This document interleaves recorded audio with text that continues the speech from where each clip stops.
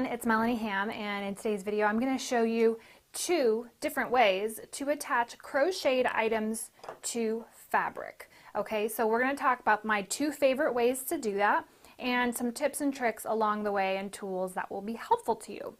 So no matter what project you are doing, whether you want to back a blanket, you want to line a bag or a hat or a scarf, these are going to be the best ways that you can do that to get the best finished result.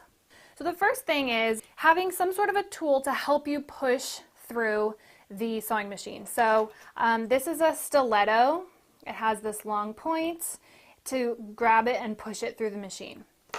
The other thing that you could use is a chopstick or a seam ripper to help you. You could push it onto the crochet and help glide it through. Okay, so track with me here for a second. The fabric is a woven material and there is no stretch to it. The crochet is obviously very stretchy. So that is the trickiest thing about adding these 2 different fibers together. When you have the crocheted piece, I added a single crochet border all the way around this granny square to give it something to grip onto. So if your piece is very lacy, you need to have that, added onto it. The sewing machine has to have something to grip onto as it's going through the machine. Otherwise, you'll have to add it by hand. Same with this. I added a single crochet border. The other thing that will be helpful is parchment paper, but parchment paper is going to allow us to send the crochet item on top of the feed dogs through the sewing machine and allow, make sure that the yarn doesn't get stuck in your sewing machine. The other thing is these feet. And I like these 2 feet. This is a smooth foot and this is the standard foot for my machine because it has a wide foot, but it's mostly solid. So this one does have kind of the groove here in the middle. But it's more solid, so it's going to keep everything kind of pressed underneath there a little bit better, as opposed to an open foot. So see, this is an open foot, and this is just asking for trouble when you're sewing anything crocheted because these feet can get stuck in your crochet as you're sewing down. So something more solid will be helpful. So let's discuss the first way I'm going to add the fabric to my crocheted piece. Now my fabric is prepped, so we have all of our edges finished. There's not going to be any fraying. We can wash this piece. So we are going to have the right side of our crochet piece facing up so that then the right side is on the back. That way we're not sewing anything blindly and we can see exactly where our needle is going. Okay, so prep anything that you have, and then I'm going to use clover clips and pin these together or clip these together. You can use pins if you would like to, but line everything up and clip it in place. A few things I want you to notice: everything is clipped. Nothing is stretching or pulling. Okay, my fabric is laying nice and straight and flat. My crochet piece is laying nice and straight and flat. If your crochet piece needs any blocking, that should be done before you add your fabric because that's going to change the size and shape of that crochet piece. So that needs to be done first. It's really easy to just sort of stretch the crochet piece into place and clip it, but what that will do is pull on the fabric. So you really want everything to be laying nicely, straightly with no pulling, okay? That's going to really be helpful. Okay, so the first thing we're going to do is we're going to start sewing from the top along. We need to bump up our stitch length. So I'm going to bump mine up to a 3.5. I am going to sew in between the V's. You can also go on this side of the V's. It needs to be secure. It needs to be close to the edge so that it has a nice look. And it also needs to be consistent throughout your entire project. Okay, so right in between, so it can go right in between here or on the other side of this stitch, up to you. Go slow. If you need to bump up your stitch length even more, you can see how it's going, but we don't want our crochet to stretch really at all. Okay, so we can back stitch at the beginning.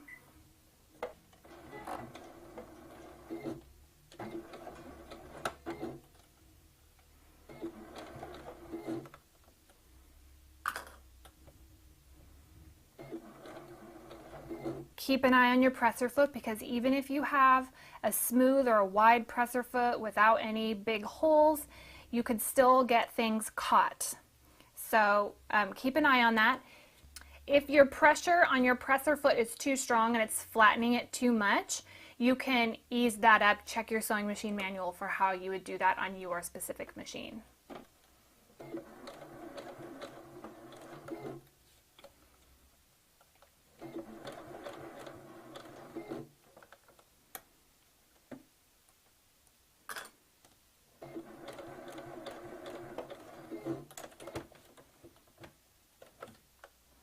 Feel free to stop, make any adjustments. We are sewing this, we can see exactly where our needle's going down. We can see exactly where the presser foot's running across. We can see what's going on here. So we want to make sure that our stitch is looking nice.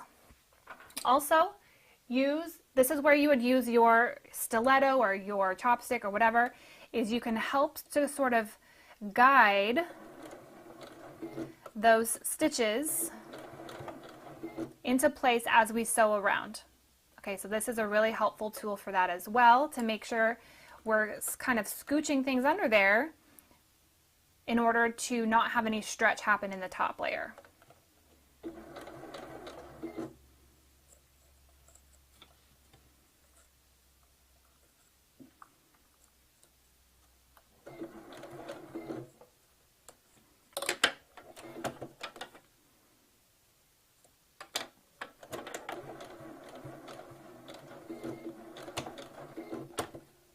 Now I'm at the corner.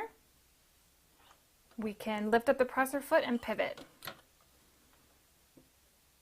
I'm using white because that's what I already had on my machine, but you would want to use a coordinating thread for your top and back piece. So we'll take a look at how everything looks afterwards.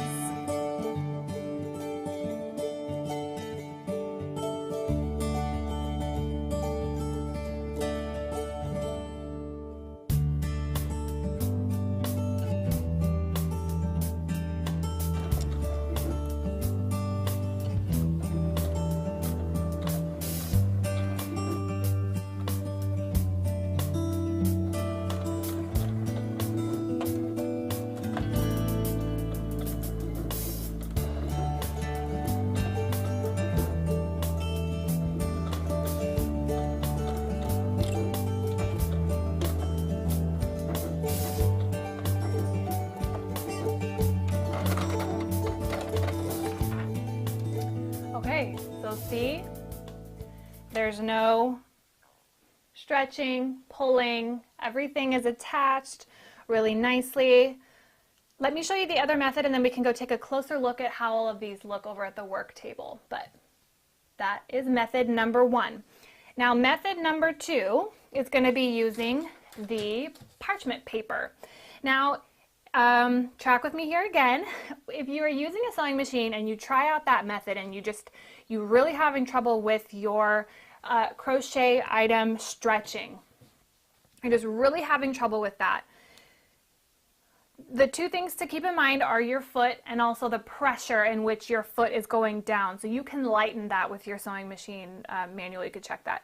The other thing is the feed dogs do a better job of pushing your items through the sewing machine than the top. Most walking foots have a nice wide open foot, which is why I'm not recommending a walking foot for this, because it's just asking, it's like more parts that are asking to get stuck in your crochet. So I don't really want you to use a walking foot.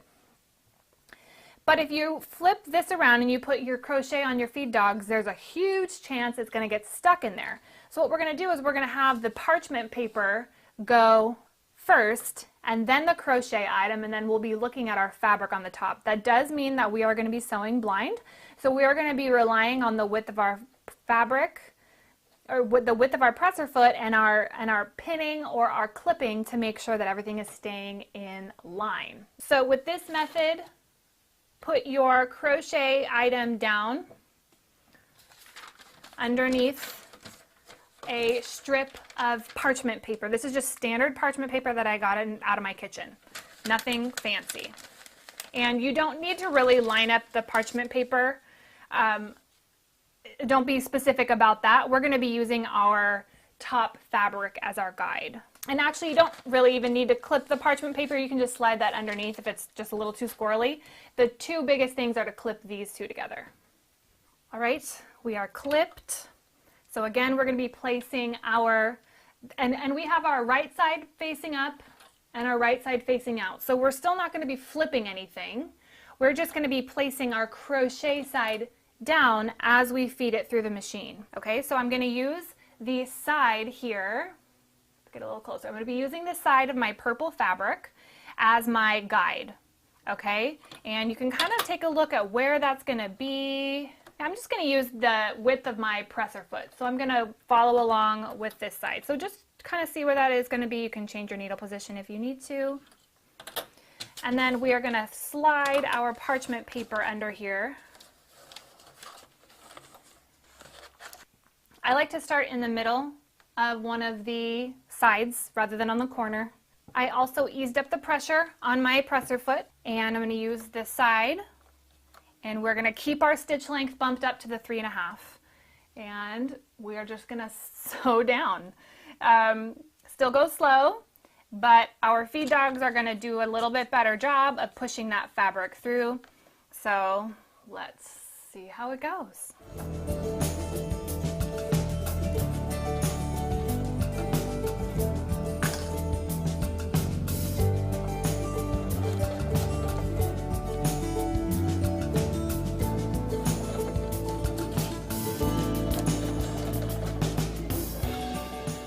Using my left hand to kind of help pull it through on the other side. You can also use your stiletto or your chopstick and help you do that as well.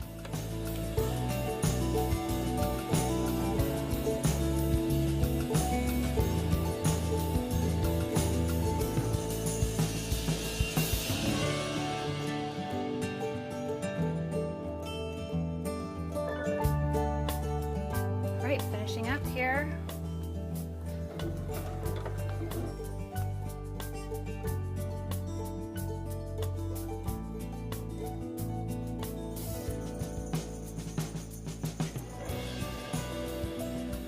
Let's go back over to the work table and take a look at how these two worked out, and I'll show you how to take off the parchment paper. Okay, so there's the front. Obviously you can't see much there. Here's the back. So this is the part we can't see very well. And you can see there's a, it gets a little skinny right here.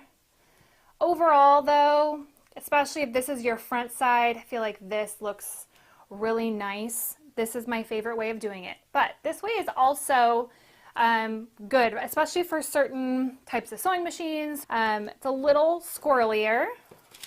And the way that you take this off is you just gently rip it.